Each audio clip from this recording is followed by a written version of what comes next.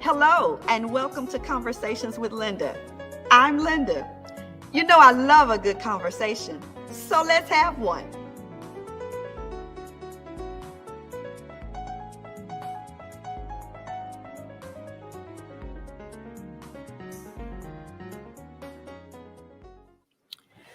So today's conversation is with three guys. That's right. I'm having a conversation with three men. It's men's edition. And what's unique about this conversation is they've asked me to have a conversation with them, right? I didn't invite them, they invited me to the conversation. And so, would you welcome to Conversations my guest, Tim Terry, Travis Terry, and Maurice Cheers. Welcome, guys. Thank you. Welcome, men. Thank you for having us. Welcome to Conversations with Linda. Now, as I said, this is quite unique because I'm usually the one asking the questions, but you all have invited me to my own show to ask me some questions. We thought we would change it up a little bit. And hey, I'm here for it. I love a good conversation, even if I'm the one answering the questions. So, it's Men's Day, and I'm assuming these questions that you all want to ask me are about women or relationships. Am I right? Definitely. You started the conversation with the conversations about entanglements. Okay. And so for us, that definitely sparked conversation and people's perception on relationship. Okay. And so one of the questions that I had was if there's a traditional mindset centered around what relationship looks like, what if I don't fit into that box? As a therapist, I have a lot of clients that come and, hey, I want to do it what works for me, but according to what has been my folks, the church, that just doesn't fit my life. So what do you do when what I want doesn't look like or mirror a traditional relationship? Okay, so let me give our viewers a little backstory. You all know that one of the roles I occupy is that of pastor. And so in October, the month of October, I did a sermon series entitled This Is Us. And one of the sermons was on entanglement. Entanglement, as it is trending now, means an affair or a temporary relationship between two people. But in actuality, an entanglement is a complicated or difficult relationship or situation. In our text this morning is an entanglement between Jacob, Leah, and Rachel.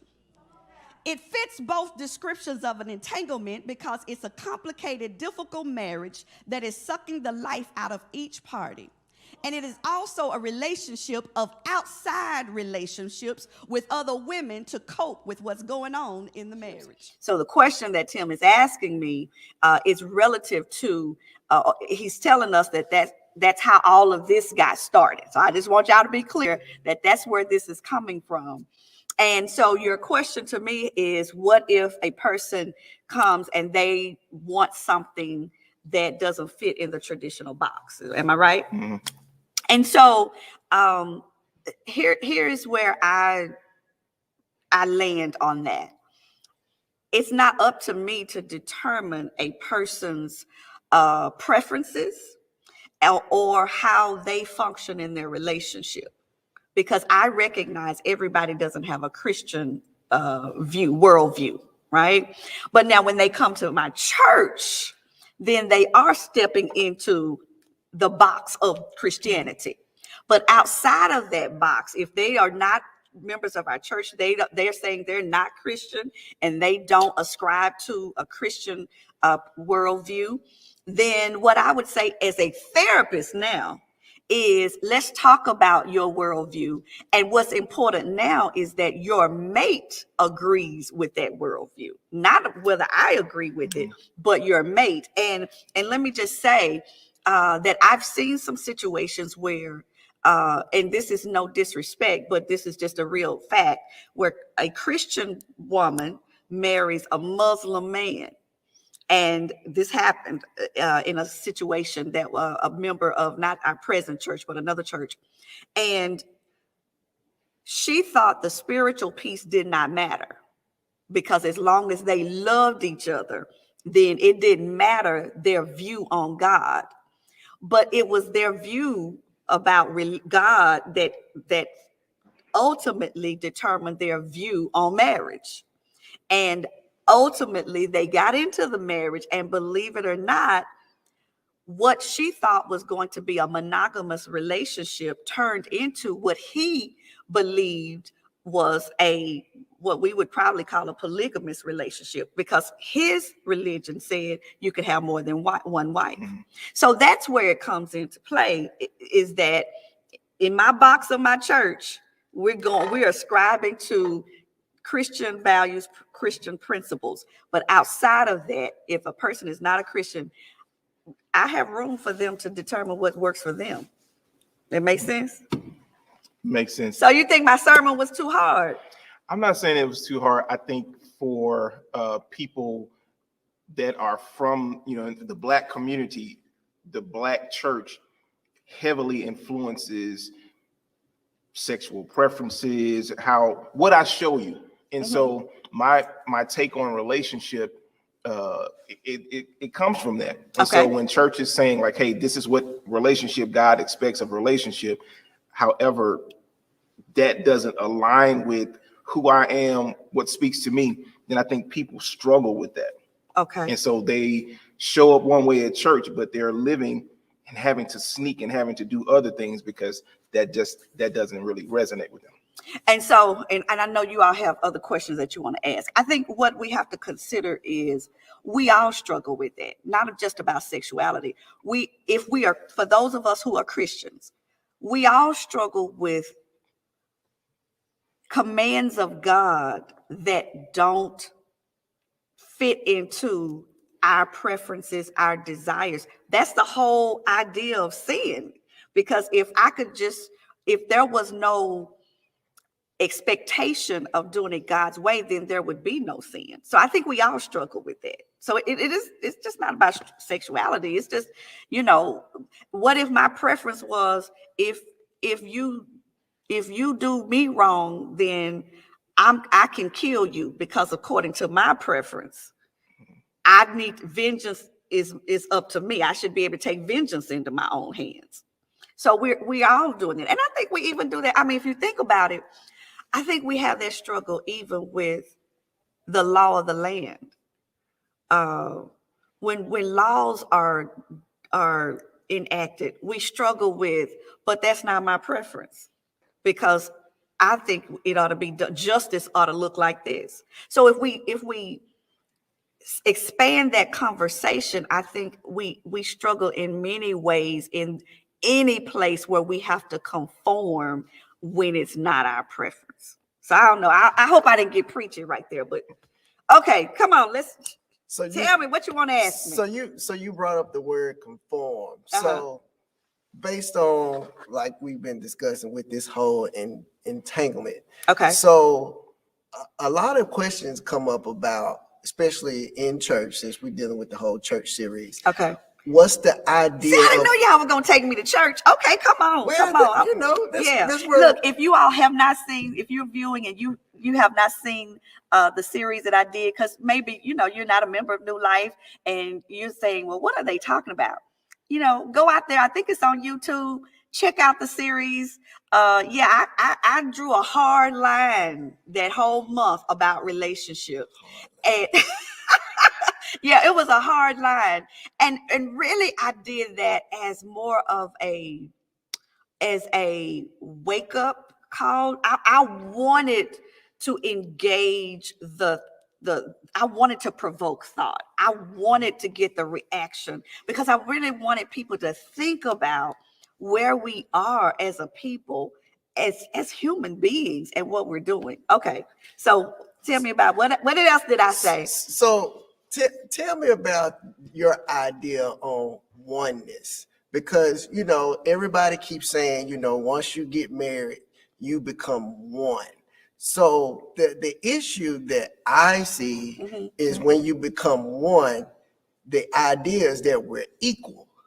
Okay. But based on, if we're dealing with Christian principles, how can we be equal when one is supposed to lead and the other is supposed to submit and follow? Oh, So, interesting. Okay. so how is there? That's legitimate. How is that one?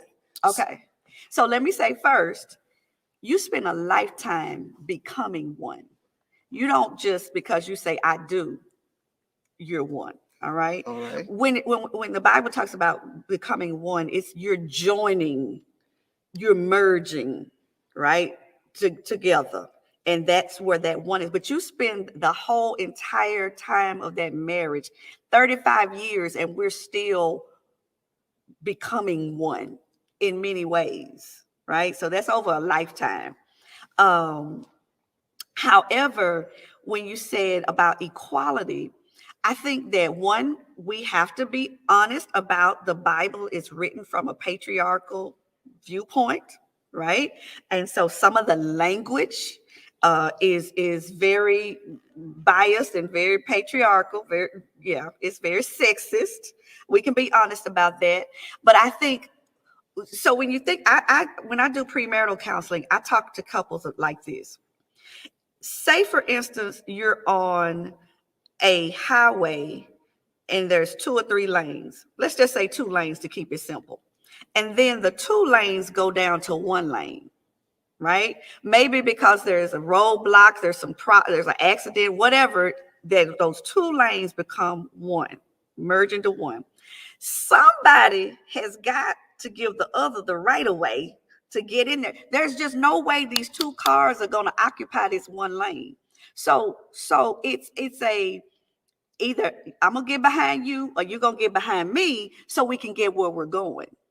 And that's the way I really look at this whole uh leadership, followership, because when we talk about submission, submission does not mean subservient. It means to cooperate with, to put yourself under another to help get the job done. So and I know that our traditional, sometimes in church, you don't get a chance to ask all of those questions. Sometimes in church, we don't break that all down. But I've been married 35 years. And I'm going to tell you, there is a oneness that we're always working towards. Some places we're more one than other places. However, in our roles, there is a mutual respect. So I think that equality comes in the mutual respect. Where are you going with this? Where are you going? Why are you struggling over here? I know you want to say something. I'm sorry. I think if I had a GED, that would work for me. But I'm saying, from what I hear you say, people pick when they want to be traditional. Okay. And absolutely. when it serves them. And so absolutely. So for a lot of women, I'm not gonna say a lot of women, but for some women, the security of, hey, I need a man to do these things because this is traditionally what a man is supposed to do. However, also traditionally, there's the role of what a female did for a man to be able to do those things. Right. But they don't give you that other side. Right. I agree that it's convoluted. It's contaminated. There's no argument on my part for that. I do come from a Christian view, but I also come from a traditional just upbringing. All right. But I saw that struggle in my traditional upbringing, where even though my mother and the women in my family believed in male headship, they were very strong, opinionated women. So I saw that struggle. So I agree that we cherry pick. But what I do also ascribe to, that it works if we work it, if we both do. I was thinking as I was preparing for this conversation with you guys, because y'all hear that they struggling with what they really saying that they're not saying is they got problems with these women. I'm talking about women in general. I'm not talking about their spouse. Yeah, who expect a lot, right? We're not trying to get them in trouble. Who expect a lot for them to do their part, but may not be coming to the table with all that that role of a woman is. And can I just digress and say that I believe there are roles in a relationship, but I believe that those roles need to be what works for you all. Like, it doesn't have to be the woman cooks, and because you may be the better cook, True. right? You may like to cook. My husband likes to cook, right? And then we're in a different season where I did most of the cooking, in those early years because the kids were small. But now it's just the two of us. And now he cooks, and I enjoy that. So I do believe that we can take some of the fight out of it if we can find a place of mutual agreement. Here's what we have. So now let me go back to what I was saying. I was thinking about this, Travis, on the way over here, the way to the conversation, preparing for this conversation. And I think it's not just church, even though we're talking about this because of the messages I preach. I think, can we just be open and honest to say that what we're dealing with is a lot has been thrown into this pot by how we were raised, what we heard on the street, what Hollywood has told us, what music has told. I mean, we got a lot in the pot. And so it's just like the two of you have children, right? So think about your children. You're trying to give them a message. You're trying to steer them in a way. But as they grow, they're going to hear from the folk at school, their friends, and how their friends live. And then they're going to watch TV, and they're going to see what TV has to say. And then they're going to have music that influences them. And what happens is everything gets really confusing. Now, then you add to that, then your sons, because both of you have sons, they got all of that in the cup. Then they get married to somebody, and she has all of her stuff. And now you got we're trying to work all this out. And guess what it takes? It takes a lot of communication, looking at our core, looking at our root. How did I come to even think what I think? Why do I believe what I believe? Bishop and I came from two different homes. I came from the home of, seeing divorce, seeing abuse. And I mean, not just all in my house. I lived in the projects. So I saw a lot of that. So I came with a whole different perspective that I had to unpack and say, oh, this is why. Because there were some places that I had my defenses up, that he wasn't even a threat. But because of my upbringing, because of what I had, all that was in my cup, I was fighting and there was no fight. Does that make sense? So with that, you said you had your defenses up and he may not even know. So that's going to make the relationship, not to say toxic, but difficult. Absolutely. So how would you suggest, as being a woman that dealt through that, how can someone that has that defensive mechanism break it without the other mate knowing it? So taking it up on themselves to say, hey, I'm putting this wall up, but I really don't need this wall. Mm-hmm. How do I break this wall down? So, that's, what I'm getting ready to say. Therapy. I know, right? Tim Terry is a therapist. Tell them about your practice.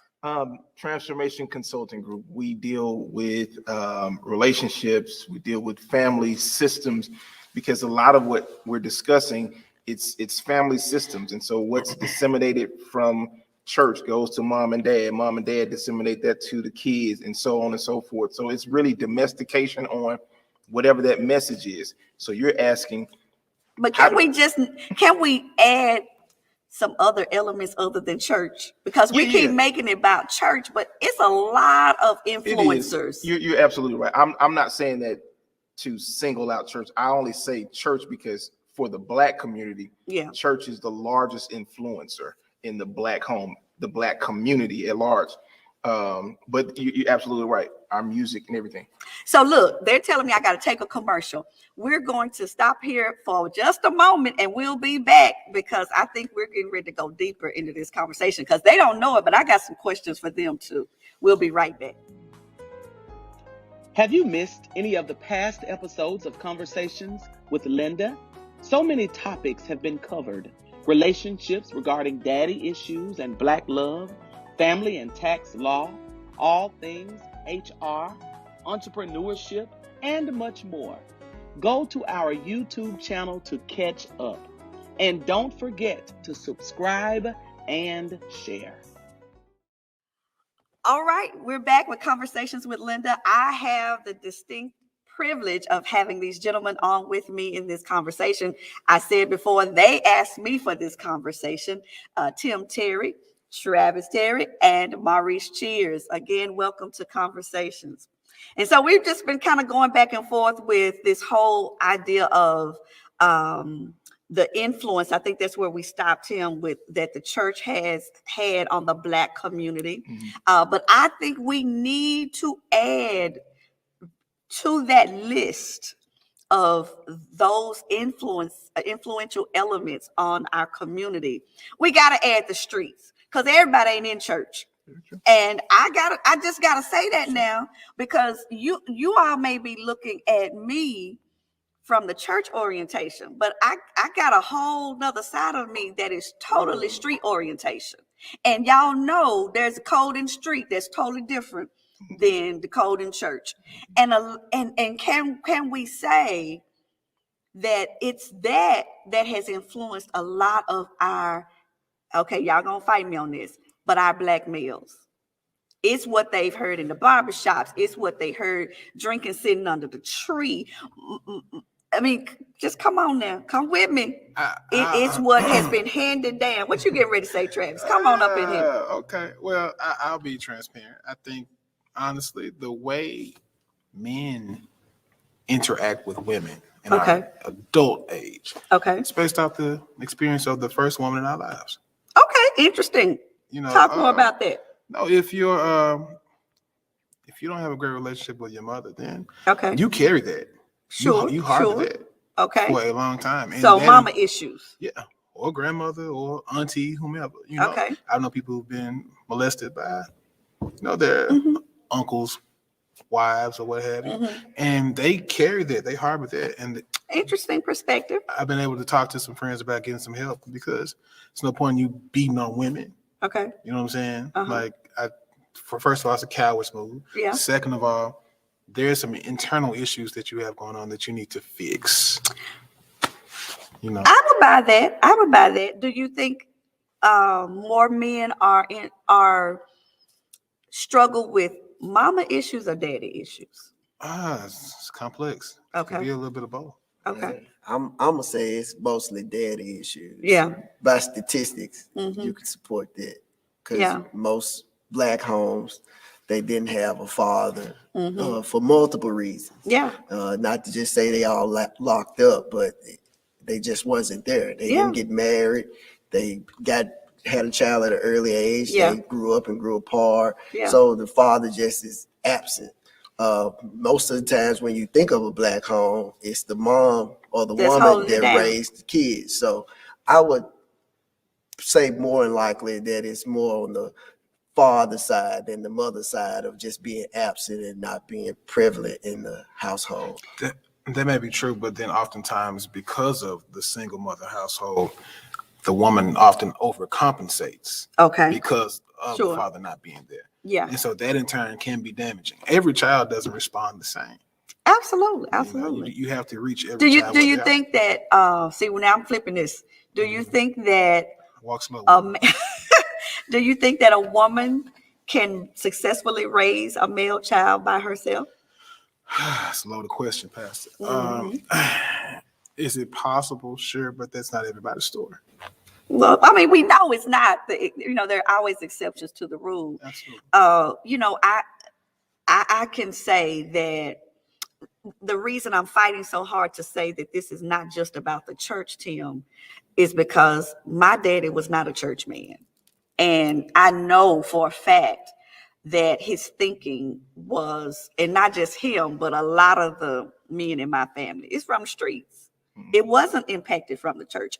It was, and other men I've talked to, and let me just go back and say, I'm sure this is a different generation. All right. So I'll take that.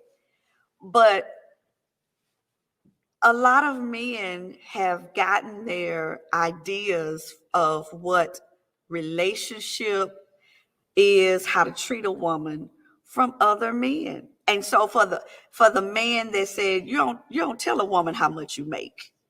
You don't ever take all your money home and give it to a woman. All of those things, you grow up with that.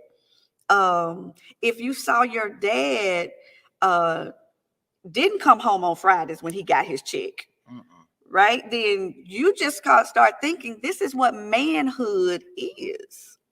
And I think what church does, all right, I'm fighting for the church.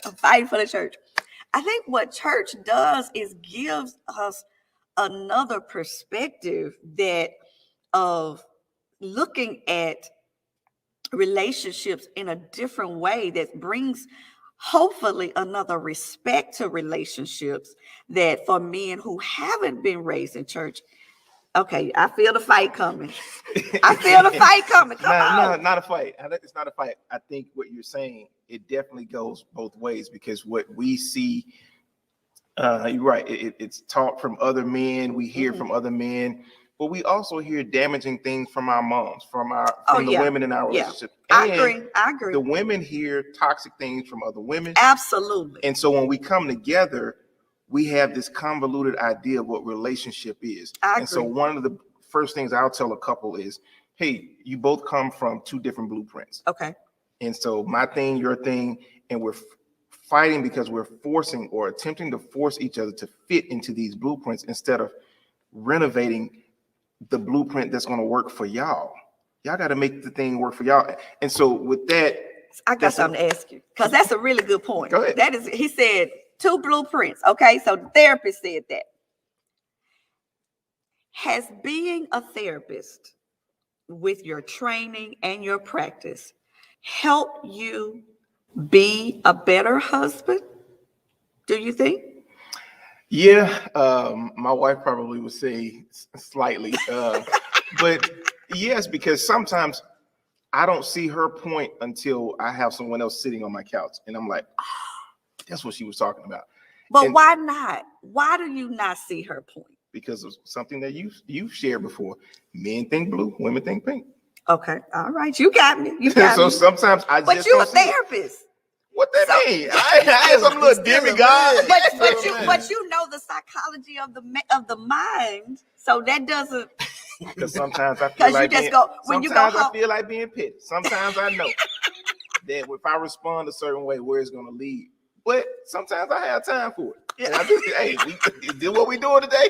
It's just what we doing today. You gonna partake? I'm a partake. But it's one of those things there. We need to, which takes me back to my original question of what people see as traditional relationship. That doesn't always align with a lot of people. Okay, so let me now, I'm getting ready to rip this Band-Aid off. Because when you say traditional relationships, are you referring to, for you all that don't know, I even brought up, I didn't preach about it, but I did bring up this idea of now is, we are having threesomes, women sharing, all kinds of stuff is going on. My Lord. Are you talking, when you say the traditional relationship, are you referring to that? I'm referring to the relationship of husband, wife. This is it. You take care of this, I take care of that. And this was what was so different that caught me by surprise. As a therapist, I started seeing more women separate themselves from that idea. Mm-hmm. And they were saying, excuse my language, but the idea that he needs some help. Okay. And so I have this other thing going on because he needs some help. And this take the pressure off him. What are we talking about? This conversation, you might as well bring it onto the table because I don't know. No, break it on down. Break it on his down. mojo ain't working. So we're talking about he needs some help. Not just in a sexual way, but just to take the pressure off of the demands that I would be putting on him or placing on him. I recognize that I would prefer to be in an open relationship. That was new for me. And I've heard that. I have. Now, here's the interesting part about that. While what I have not come across, I'm not saying it's not out there. All right. But what I have come across are those who say that he needs some help or she needs some help. But it never is all right with that other partner. I think the pressure to conform, to agree is there, but it's never really all right. I mean, I've had some go down that route and come back and say, we made a mistake. So for me, I haven't seen it work. But did it work in your story? Because he had 4 wives. And when he gets to the end of his life, he says to Pharaoh, my days have been short and my life has been full of trouble. He says, I have not lived as long as my ancestors. He was talking about Abraham and Isaac. And he said, my life has been full of trouble. In other words, it was hell living with all them women. And it is. You believe it? Yeah. Come on now. Let's be honest about that. Trying to manage that many women, it was hell. I can't imagine being stuck with one, let alone because you're the one in the group that's not married. Absolutely. And why are you not married? You know what? Since we there, let's stick a pin right here. Okay. I've heard horror stories about married men scheduling sex with their wife. You can't pencil in sex like you got like an oil change. No. If I want it tonight, should be able to get it tonight in the morning and.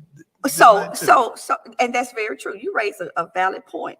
But I think what happens is that there is a willingness when we're dating, right? There is a willingness. There is an excitement. Mm-hmm. There is a motivator because the motivation is to try to get you, right? So, all of that is in that dating relationship. And then when people get married, he's bringing up a real point. I can't deny it.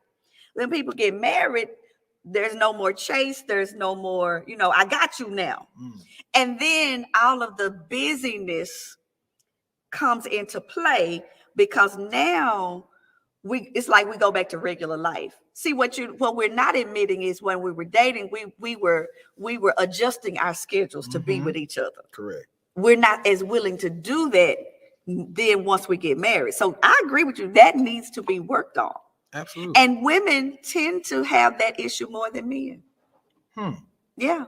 But can we just talk about for just a minute? It's because men are better at compartmentalizing than women. This is true. Men can have a terrible day, but when they step in that house, they can, and y'all know this, leave that out there. That woman brings all of that to the house, or whether it's the children, or she's mad at you, or all of that. And so, yeah, it's a lot of work. That's why you go to a therapist. I'm sending folk your way. Good plug. Very true. But I just want us to think about this. If we don't do something, if we don't start having some type of boundaries, values, principles, I'm not saying they have to be mine, but if we don't have anything, where are we going as a society? See, because the reality is, all these broken people out here, they've been broken by somebody. They didn't just come to earth broke. They didn't come out of the womb broken. So we have to start taking some ownership and start looking at what have we created by all of this openness. What if we're going to live in this chaos? Is that what we are passing off to this next generation? I just want y'all to think about that. I guess because my paradigm is I came from chaos, and I recognize that in order for my life to have meaning and progress and all of that, I had to get some kind of standard, some kind of organization to it to be healthy myself. So that's why I fight so hard for some kind of morality. some kind. So would that go back to what Tim brought up, the two blueprints, and you basically creating one? So that couple decides mutually, these are our boundaries, these are our standards, these are our morals. I just ascribe to that. But you got to communicate. You got to talk about that. And a lot of times we're not talking. We're talking at one another. We're not listening. We're not finding compromise. Something as simple as my husband and I, we got married, and I was young. I was real young. But we said, okay, what's a decent hour to come home at night? It wasn't even a problem then. But we just started saying, okay, let's talk about some boundaries. Consequently, I never spent a night awake wondering where he was and it's 3:00 in the morning. Why? Because we just kind of set that boundary. So that was just a non-issue. It was just not something we had to argue about. Because I think that what you got to say, because then the wheels go, well, I'm grown. Why can't I? Because when you get married, you're now inviting somebody else into your life. If you want to be out all night, stay single.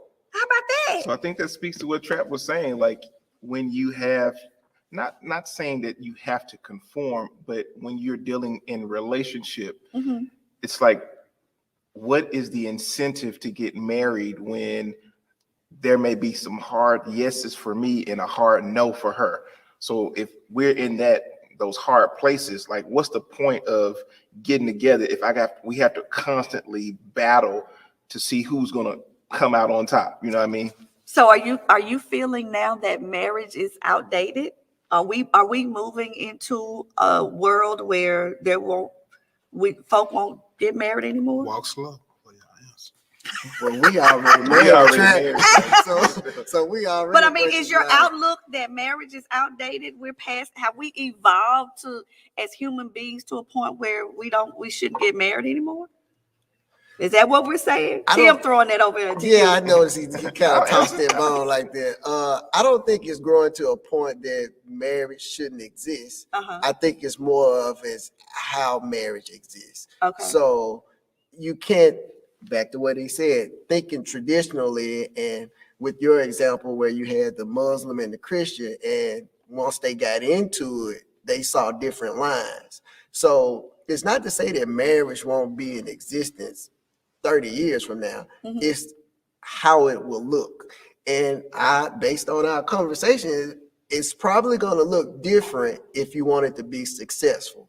You can't always go in with these thoughts of how you think the marriage is going to be. You got to talk your way through it to design a blueprint of how you want that marriage to be. Well, I'm an old-fashioned girl, and I still believe in marriage. I believe it works when you work it. I really do. I believe that you got to find the right person. Let's say 75% of this is we married the wrong folk. So I mean, if we're already arguing, if we're already with our hard nose, why are we getting married? See, that's just not the person for you to marry. There's nothing wrong with marriage. It's y'all not right for each other. I think we gotta look at that. Okay, wait a minute. They're telling me I got to take a break here. Think about that while we're on this, looking at this commercial, though. I believe 75% of it is we married the wrong people. We'll be right back. Are you ready to take your business to another level? Are you looking for a way to engage with new clients? We have a spot just for you. Conversations with Linda is now accepting applications for new sponsors on our show. Visit lindawillisempowers.org for more information. We can't wait to start a partnership with you. Welcome back to Conversations with Linda. I am here with my guests. It's men's edition. They have brought me to the conversation.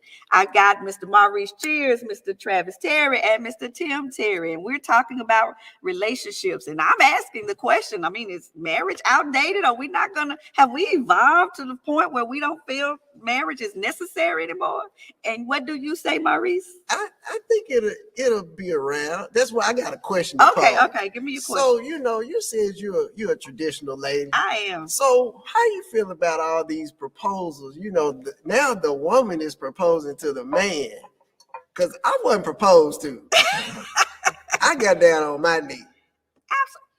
You know, I am an old-fashioned girl, and I don't necessarily ascribe to this idea of women proposing, but I mean I don't condemn a woman if she wants to ask the man to marry her. I mean it's not what I would do, but I do think that what we are doing, I think there's some fulfillment in some of those traditional roles that we're overlooking. You know, sometimes when women are so independent, they miss the fact that they're missing the fact that they're taking away from that man something that makes him feel like a man. Say that again. You know, something that makes him feel fulfilled. You know, and I don't think we should take those things away. And here we go, being convoluted, being contaminated. A lot of us, that happened because we were reared by mothers and sometimes fathers who said, you know, you be independent, you make your own dollar, you take care of yourself. And so the message was not right, but the meaning of the message had purpose. What they were trying to tell us is be able to bounce back, be able to land on your feet if things don't go well. But all we heard was be independent, don't let a man tell you what to do, those kinds of things. I don't think it's about letting a man tell you what to do, but I do have a respect for what my husband brings to the table, his perspective. And there are some things, because we are wired differently, that he may catch that I don't catch. So yeah, we miss that, women. I gotta. Right is just right now. I think we're missing it on that end. So, So is it a lack of respect, or is it a more of a, we have this society now that is driven equalness? So I don't think we have equality. I don't think we do. Y'all gonna get me on this. You may be agreeing with me. You seem to be pretty sedate tonight. I've never seen you this calm. You know, I have a comment, but I'm gonna make it. I think the things are reversed. I don't think there's equality. I think men have the upper hand now. I really do. I think women live under the threat of, if I don't do, somebody else will. And I think men are using that to their advantage. I think we are buying into, and I mean, in some instances, it's true that there are more women out here than men, whether because, you know, whatever the situation may be. Yeah, I think we've reversed that thing. And so y'all Flag on the y'all play. Flag on the y'all play. feeling yourself right Flag there. on the play. I before I address that, I will say, like, I do agree that marriage, the institution of marriage, is still for legal purposes, you know, just for you live in the United States, it affords you certain things. So I don't think the institution of marriage is going anywhere, and the morality of it, that's, you know, your individual thing. But for people who live under the perceived threat that, hey, if I don't do it, someone else will, that's really not a threat as much as it's reality. Mm-hmm. Because for men and for women alike, the temptation of other things are always present, and so you have to fight daily. Sure. To honor your commitment. Mm-hmm. And it's not about your feelings, because, like, you know, for a married person, if you only are governed by what you feel, and the wife sometimes don't want to be, you know, cooperate and so forth with the husband. So you can't do it based on how you feel. It's the commitment. Absolutely. But I don't think it's an ongoing threat that if you don't do it, someone else will. I think that's just a natural reality of, hey, you know what it is. But temptation has been around since the beginning of time. Mm-hmm. Temptation didn't just happen, you know, in the 21st century. Sure. Why is it now so Because it's 15-1, Pastor Lynn. Oh, because there are more. It's 15-1. Okay. And because there are more women, men are struggling more with temptation. Is that what you're telling me? Possibly. Possibly. Well, Travis, are you struggling with temptation? I like how y'all deflect this on me. I would say this, however, because of that, because some woman saw their mother struggle with their man not coming home on Friday or whatever, they grew up and said, I'll never be like that. Oh, so yeah. I'm going to go to school, get my master's degree. Right. I ain't going to never need a man for nothing. Which in turn, now that man has to fight extra hard because she's dealing with some insecurities Absolutely. that she hasn't dealt with from her childhood. So we can't deny that there are internal issues. Absolutely. That's everybody. I'm just saying we gotta have at some point something worth fighting for, right?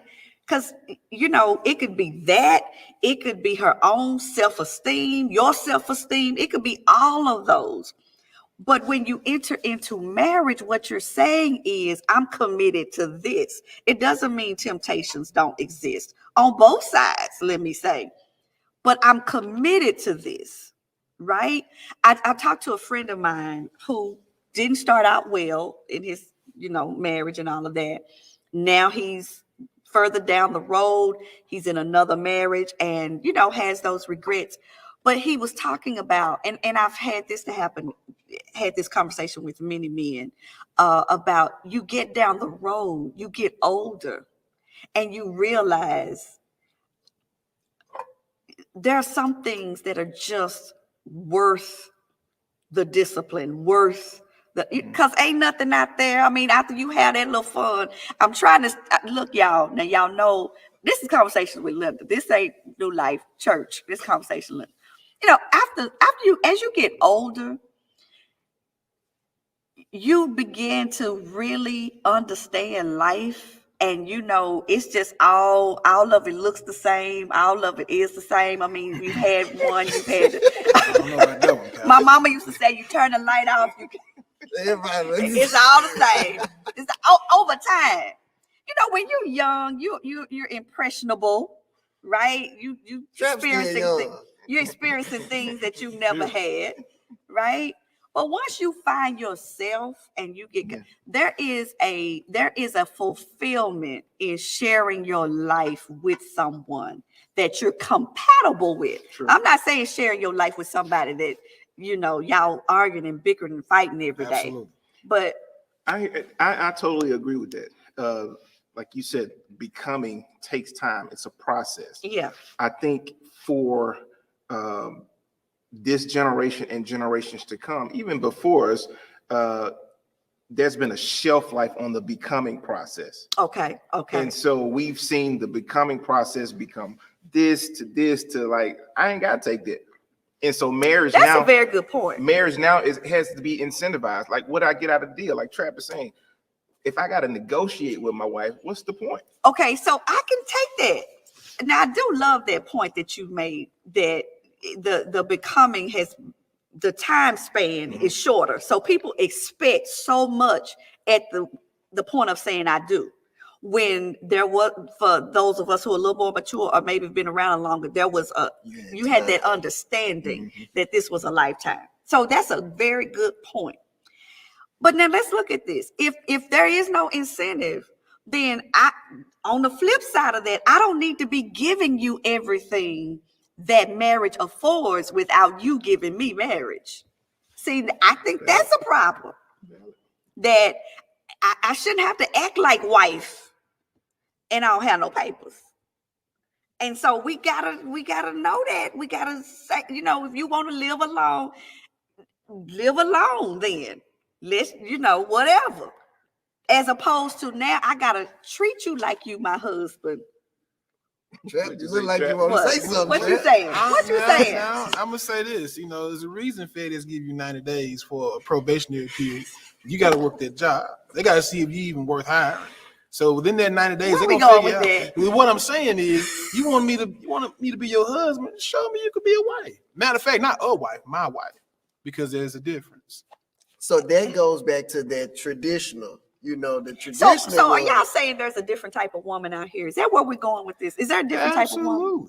Absolutely. Yeah, What is she like? Tell me what is she like? oh, Trap, tell her what she you like. got A through Z these days. Come on now. Shoot. I mean, but what's the difference? Come on now, Taste the y'all. rainbow. There's a different kind of woman. She's not wife material. Is that what you're saying? Yeah, there's plenty of women that are not wife material. However, there are women who Talk up then, so the people can hear you. put some bass in my voice. Yeah, no, seriously though, there are women who are wife material. You know what I mean? Because a lot of women have defeated their demons. You know what I'm saying? Okay. And But you haven't found one yet. Oh, yes, I have. Let me say that. Oh, since our last show. Yeah, but we're not talking about me. Okay, right now. We're talking about this. Right. Okay, we're gonna check in at some other point. Okay. But and for the record, I am pro marriage. Let's just state that for the record. But per what you were saying, okay, you just have to be compatible with that person. Yeah. Because just marrying a person because they look good on paper, and then one day you wake up and like, what did I do? I don't even. And I think you got to be ready to get married. Absolutely.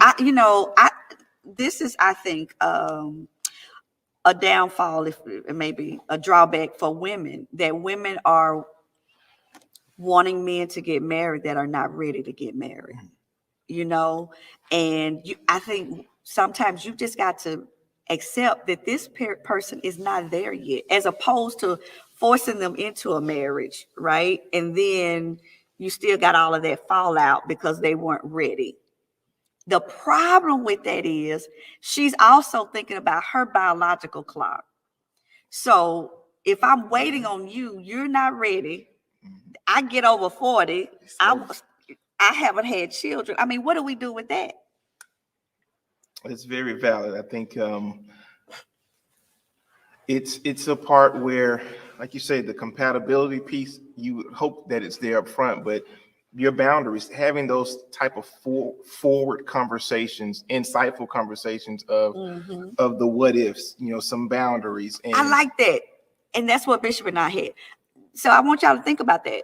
Those what if conversations. I don't think we have enough of those. We're just all into the present moment, but we've got to have those forward conversations. Go ahead. Even with the what if conversations, what I found that what I thought about what if at 22, 24 it's much different. And I think one of the things that we struggle with, I'll just be transparent for me, is one of the things when I finally, it took me a while. Like I said, I don't see sometimes my wife's point of view until I'm seeing someone, a client.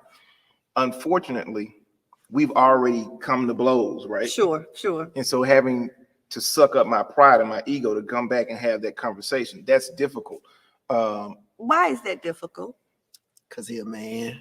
Not just because I'm a man. I mean, I just want y'all to have somewhere to sleep in. Because it's a most men have pride. Most men have ego. So that's why I think you don't want to have to come back in and disrupt the faux FAUX piece.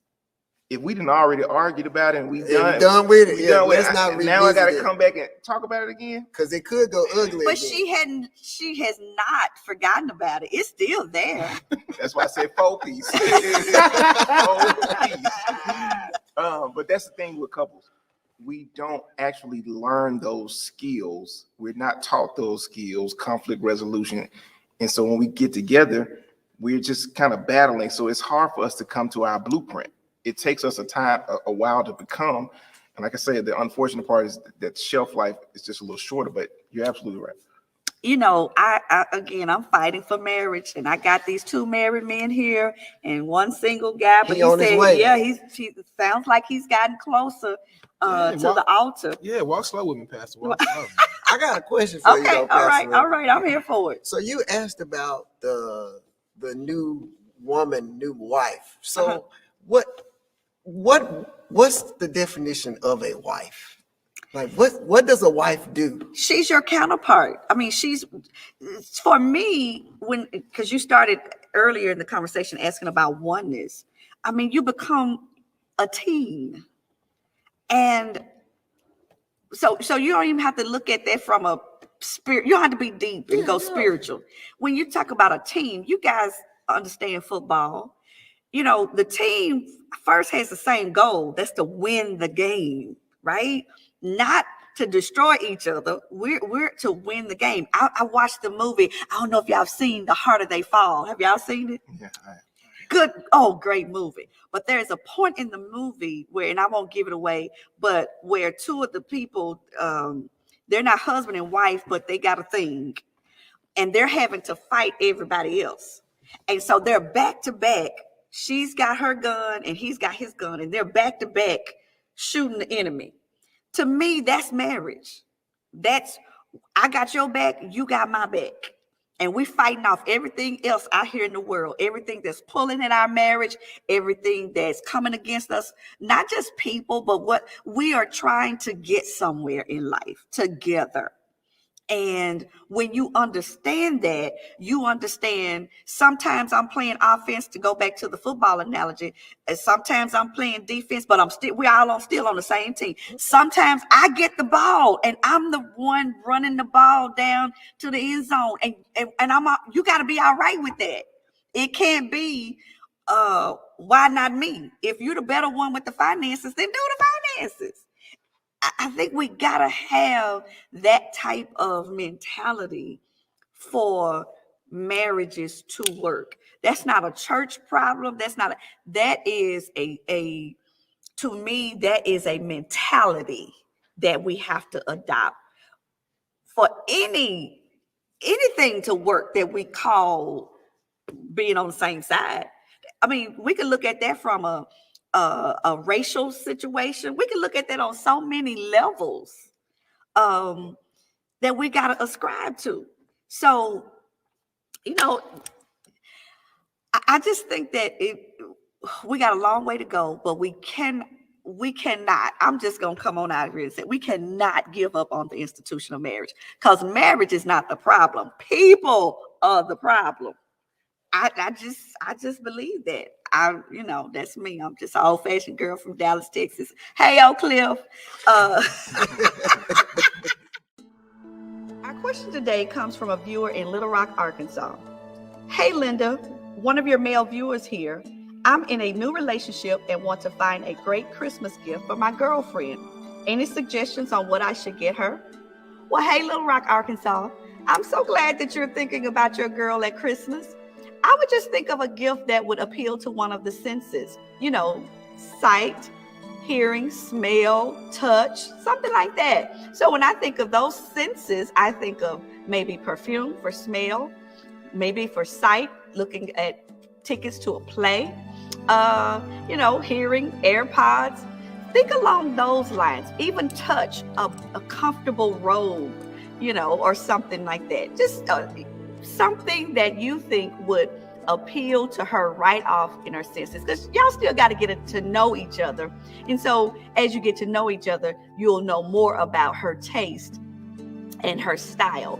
So start right there. But I think she will just love the fact that you are invested in getting her a nice Christmas gift. All right. Hope she'll love you for what you get her. Take care. Listen, I want to go into after the show with you guys, because I got a couple of questions I want to ask you.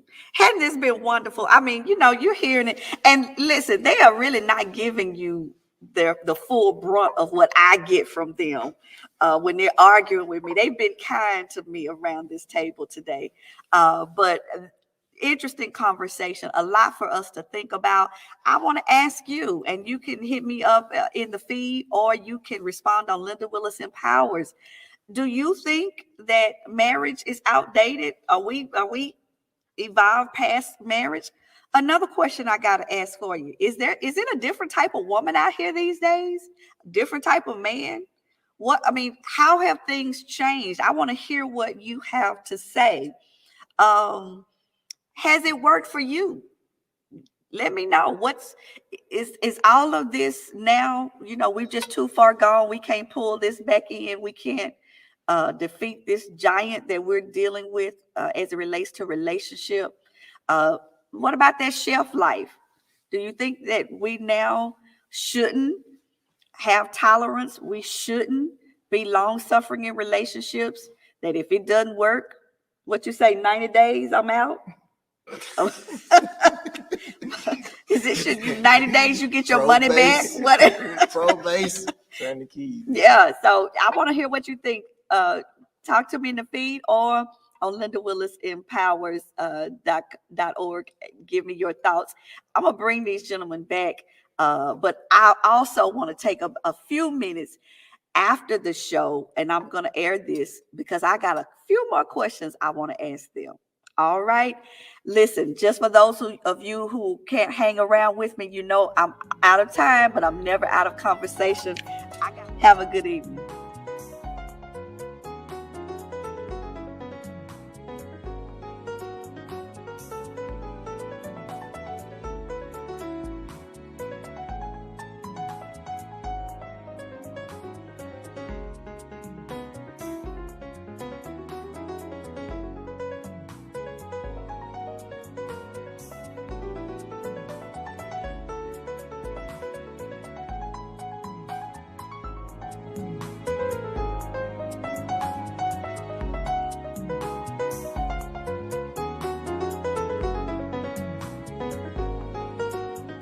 Listen, my conversation with these gentlemen was so profound that I wanted to take a few more minutes to talk to them, but honoring the hour that we have for our show.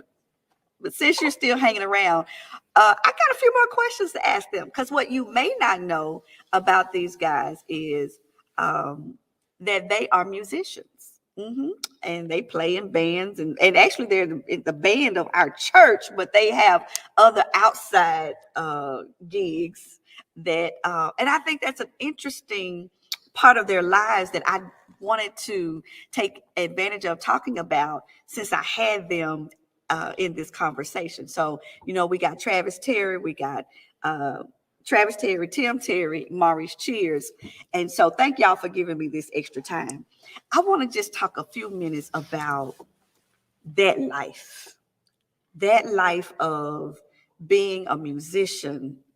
And I mean, it's the two of you are married, you're single, but it brings about a lot of attraction because, you know, let's face it, just being talented makes people attracted to you. Just being on stage makes people attracted to you, right?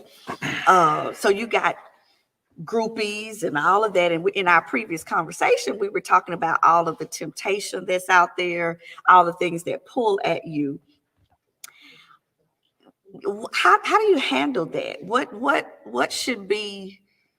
would you tell a musician that's just coming on the scene? What kind of advice would you give them? I'm gonna start in a safe place. What kind of advice would you give them? As far as with their relationship? Just in how to handle that kind of temptation coming at you, that kind of attraction coming at you. If you were a janitor, they wouldn't give you that kind of love. Okay. So meaning what? Basically, they're attracted to the light that's in you. Okay. And so in order to keep that light bright, you can't taint it with common folk, if you will. No disrespect to nobody. I love all my South Memphis aunties. I don't want to get twisted. Matter of fact, also, I believe you should just be transparent because let me show you something, Pastor. I got my last show I had. Somebody left this on my keyboard. That's a chair stem tied in a knot. This is after the show. This is definitely after the show. This is a cherry stem tied. And where were you? I can't disclose that information. He was not at the church. I was not at the church. Thank you. This was not at New Life of Memphis. No. But and to give you a message. Of course. But I shared it with my significant other. We laughed about it. You know, it's just one of those things where you have to have trust in your partner and vice versa. Okay. You know all right. Were you not the least bit inquisitive? No. Okay. Was there ever a time that would have intrigued you? Maybe like 10 years ago. But I mean 10? Interesting. I haven't been there, done that, bought a t-shirt. You understand me? All right. So I mean, when your mind and focus is elsewhere, I mean truly elsewhere. Okay. Then yeah, sure, I'm not blind. Of course. You know what I'm saying? But if it don't match or meet where I'm at, I'm not even the least bit, intrigued. Okay. I would tell younger me, 'cause I was an artist and definitely on the scene doing whatever I was doing. I would tell younger me just to be more transparent, be more to honest whom?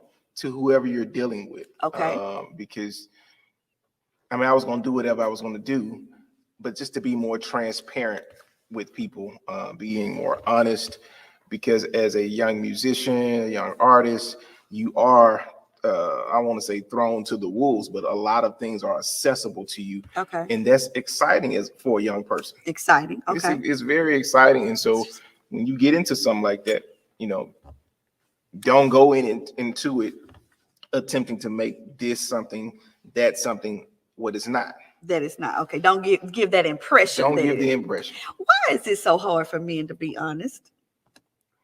I'm asking for our viewers. And older me, knowing now that that's nothing that you don't have to tell a half truth.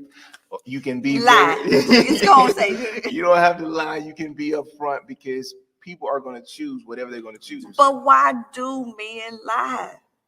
It's not a man thing. Yeah, it is. Men don't have the they on that. Yeah, they do. I lie to you because I love you, Yvette. Come on, I don't want to hurt your feelings. Because for us, it's not real. It's not serious. So I don't care what I tell you. Just to be honest, at that point, I don't care what I tell you. I'm just telling you what I need to tell you at the time. Why couldn't you just tell the truth? Because it doesn't matter to me. That person doesn't matter. That person didn't matter. This was just an experience. So the person that matters, you're not gonna lie to. You don't want to. you don't want to. It's like, don't make me lie to you. Don't act. Don't act. Don't act. Yikes. What would you tell your younger self, Maurice? Enjoy the moment when you do make a decision. Be true and be sure of that decision. Okay. Because what you don't want to do, especially when you get into that, you don't want to get into it and then have regret after you moved on and settled down and you still trying to, you kind of want to still be in the life of a musician. And so that's what I want to ask you about, because Tim made reference to the excitement. Is that somewhat addictive? You get addicted to that excitement, that stage, that it can become a falsehood because it's so easy. It's what's presented to you is so easy to get that you don't put effort for it later on. And that part of it, I want to say it's addictive, but it becomes, I don't have to put effort because what has always been presented. Now that's my false expectation of what I think a woman is supposed to do. Okay. So how do you go and do what you do as it relates to being an artist, musician, what have you, and come home after that excitement, after that, adoration that you're getting, folk clapping, women, after you, and when I say after you, I'm not even just talking about necessarily you personally, but you're getting you're being affirmed a lot from an audience. How do you come home and be balanced to not expect that kind, or do you and should you come home and expect that kind of affirmation and validation from your wife? And I'm talking to the two of you married, because I think that that's one of the things that women struggle with who are married to men who are on public platforms. It's like, well, wait a minute now, I'm not your groupie. So How do you get that, or should you even expect that? So what you would find is if you have like conversations with most musicians, or like you said, public figures of their stature, when they come home, they don't expect it. They don't. Because they understand the difference between the two. Okay. So it's not that you're competing with that moment of adoration. I'm looking for something different because I'm home. I don't. So expect, you're okay if you come home and she's not, praising you, not, doing all that. You just coming at home. You just Maurice at home. I always refer, when I was younger, I saw they was doing an interview on Diddy's son. Okay. And they was asking him, so how does it feel to know that's your dad? With everything he's done. He just said, it's just my dad. Okay. Well, y'all got all these expensive cars, they just cars. Okay. So it's different when you're home than what it is outside of home. So what you do, you create this environment that you have an expectation of being treated as husband, father when you're home. And then when I'm on the stage, that's just a different element within itself. Okay. Tim, you agree with that? I do, but I'll go a little further. Another layer is, I will say that just because I'm home, that doesn't mean that I don't want to be desired. Okay. I still want to be seen as more than the dude that's just taking care of stuff. Gotcha. And so I can't let you off the hook. Okay. Just because you wife now, what that mean?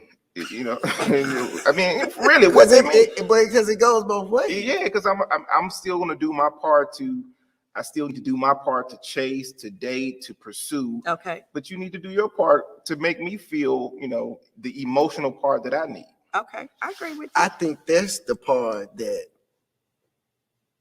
women kind of forget. We still, even though we're hardcore, we're the man, it's still an emotional part to us that still needs to be satisfied. Gotcha. Point well taken. Let me ask you this, Travis. So how do you know when that woman is really interested in you, or just your persona, just your stage and all that she thinks that means? How are you ever concerned about whether or not that her attraction is real, or she just another person that's thinking, oh, you about to make it, you about to blow up, I need to get on this bandwagon? Everybody's guilty until proven innocent. Okay. I don't trust nobody. Okay. Until you prove to me, all right. I'm sorry to sound this way, but until you prove to me that you are truly interested in me and not what I attract, okay, then you're just another head to me. All right. I'm just being okay. Prime example: the topic that we're on right now, similar to what Steph Curry and Aisha Curry went through. Right. Okay. Steph is a two-time NBA champion, and his wife is just sitting at home looking to be getting the same attention that he gets. I mean, he's a world champion. You can't compare the two. Now, the point I'm making is. Okay, because I'm trying to figure out where's this going. Walk slow with me. Walk slow with me. Better walk real slow. Walk slow with me. The point I'm making is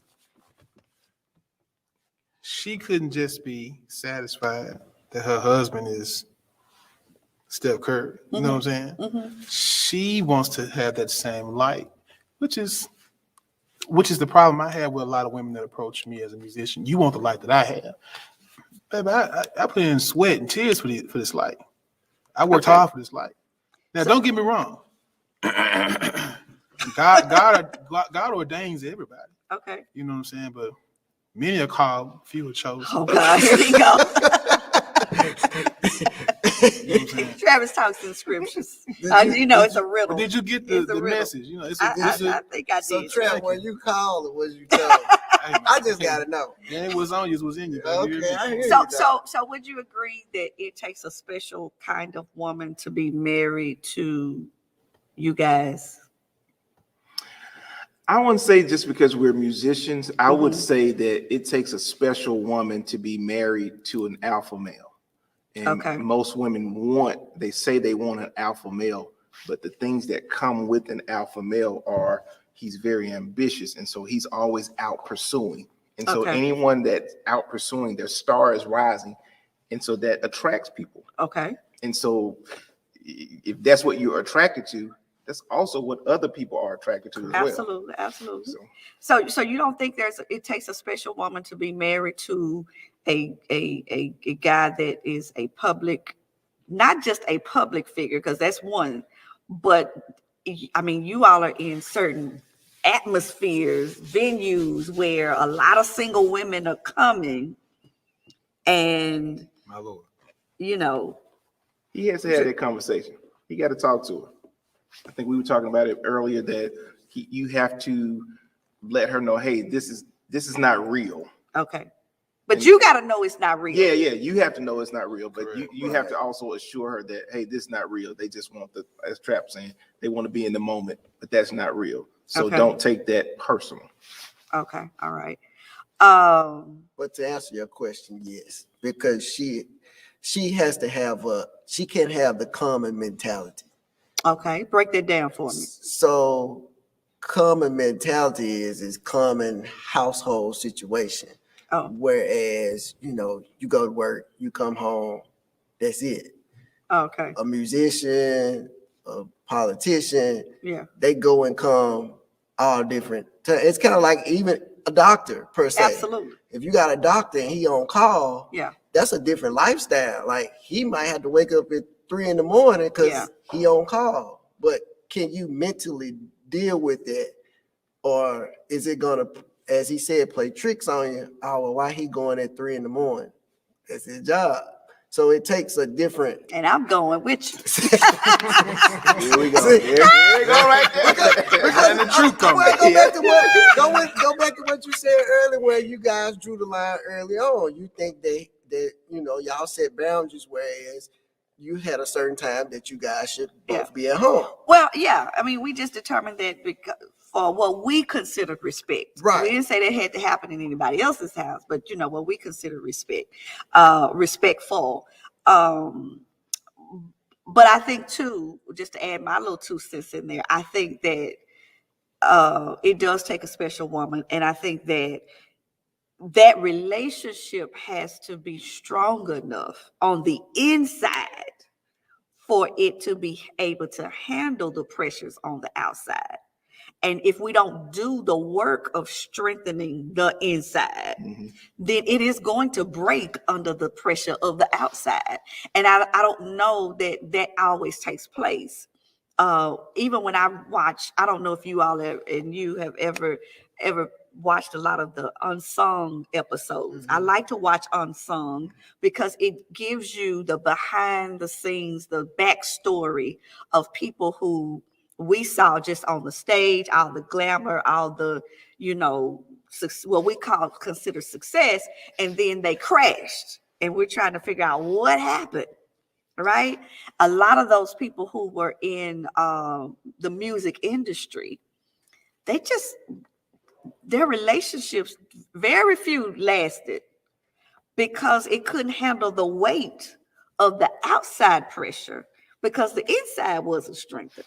Well, like I said, if I go back and speak to younger me, hey, you don't need to be in a relationship at this point because everything is new. So you think about the unsongs, when this is new for me to have all this access, the money, the women, the drugs, just accessibility to do whatever, people not telling me no. That is a world unto itself. Absolutely. And then to get in relationship, now somebody, as Trap says, now I gotta negotiate. That's a difficult thing. Okay, and we get ready to wrap this up. But then you don't want to lose her because she's a good woman. She's the it. She's it. But is it fair to make her wait till you get ready to settle down, till you get ready to stop all that playing and foolishness. Is that fair? I don't hear y'all saying. Who implied that there was foolishness and playing involved, Pastor? I mean, he just described. You don't have anybody telling you no. You got access to all these women and money and all that, but you happen to meet that one. You know she's the one. Is it fair to ask her to wait till you finish having whatever you gonna have? if I am who she wants, then she'll wait. she'll wait. You lost your mind.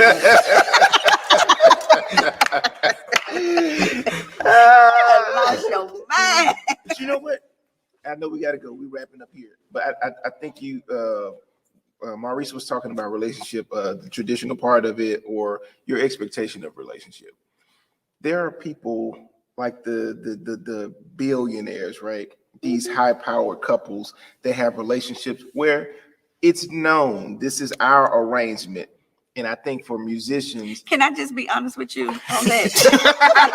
Part three. How you go there? I have had the opportunity to counsel some people who were very high profile people. No joke. High profile people. I'm not saying they were billionaires, but very high profile people who had those arrangements. You know, the money was there. So the arrangement was, you know, what time it is, all of that. I'm telling you, at the core of it, those women were not happy. They felt like this is what I've got to do. But I haven't seen one yet that was really okay. That's okay on the surface. And yes, she occupied herself with the money and what it brought and the privileges of travel, all of that. So would there be the compromise? Yeah, I mean, it is the compromise. But to say it works, I don't know that it really works. I just think that people settle into it and they feel that's what they got to have. But at the core of us as human beings, the soul of us, it don't work. It don't work, but people live with it. Absolutely, they live with it. But all right, that was all. It's been real. I appreciate y'all hanging out, having a conversation with me. I'm here for it anytime y'all want to come back and challenge me. I'm gonna stay on this. I am fighting for marriage. I believe it can work. I want my grandchildren to grow up and be able to know marriage and know longevity in marriage, and I want that for them, and happiness and companionship. It's a wrap.